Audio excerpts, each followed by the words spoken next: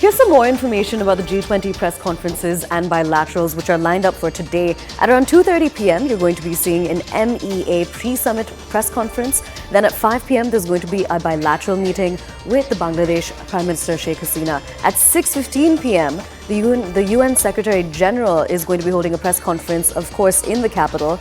And at around 8:15 p.m., that is when you're going to see the big Modi-Biden bilateral. Now remember, President Biden is expected to arrive in this evening at around 6:55 p.m. to 7 p.m. He's already left. He left earlier this morning around 2:30 and is on his way to India for the G20 summit. We're crossing over to CNN News 18 senior editor Pallavi Ghosh to get us more on this. Pallavi, so we've been able to run through some of the schedule for today when it comes to the press conference and the bilaterals.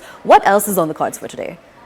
So it's a very packed day, certainly. In fact, just to give the nuggets of information, the Mandapam, which is going to be open to the media by around 2 o'clock today, but we do have the Foreign Secretary's press conference basically outlining what is it that India is, as an outgoing president of G20, is going to be looking at and the kind of bilaterals. Now, with each of these countries where we are going to have, but of course, as you pointed out, the big bilateral is between India and America. Various concerns, trade, economic concerns, concerns about cross-border terrorism, Russia-Ukraine war. These are going to be some of the issues which India would want to thrash out. But I think the focus of G20 is essentially going to be trade and economic policies, especially in the post-COVID world.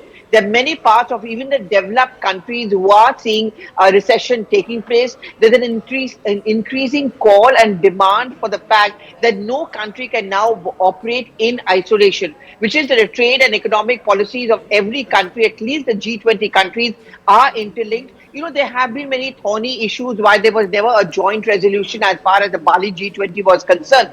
India would want to leave behind that legacy. We have been reporting on this, for example, as far as the cryptocurrency was concerned, as far as the double taxation issue is concerned.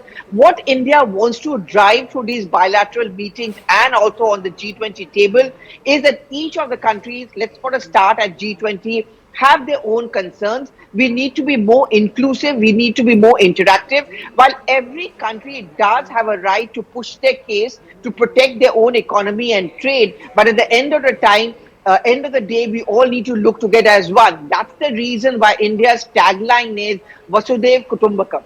And on that note, Pallavi, another follow-up question for you. How exactly has India been a friend to all? Well, it has. I mean, Vishwamitra is the tagline again India has tried to earn for itself.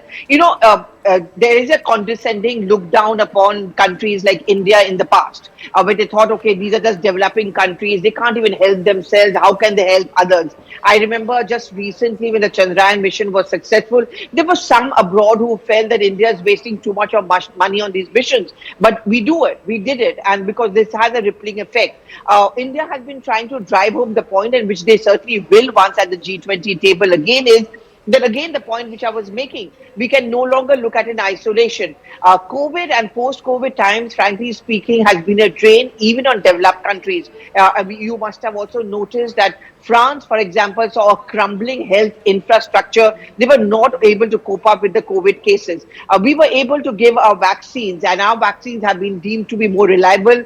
There has been a lot of controversy over the after effects on Pfizer, but as far as India's vaccines are concerned, as a part of the vaccine Maitri, it went to countries like Kenya, Maldives, the ones who really needed the vaccines on an urgent basis. When it came to, for example, the earthquake in Turkey, I remember the Prime Minister was traveling, but he issued an order that India has to provide all kind of humanitarian assistance. Again, very quickly, Russia-Ukraine war, evacuation was carried out not just for Indian students and people who were working there, but also many others from other countries as well. And the fact that we were able to negotiate with Hungary, Poland, who are able to provide us safe corridors, just goes on to show that India believes that having this relationship of friendship can help us out in dire times.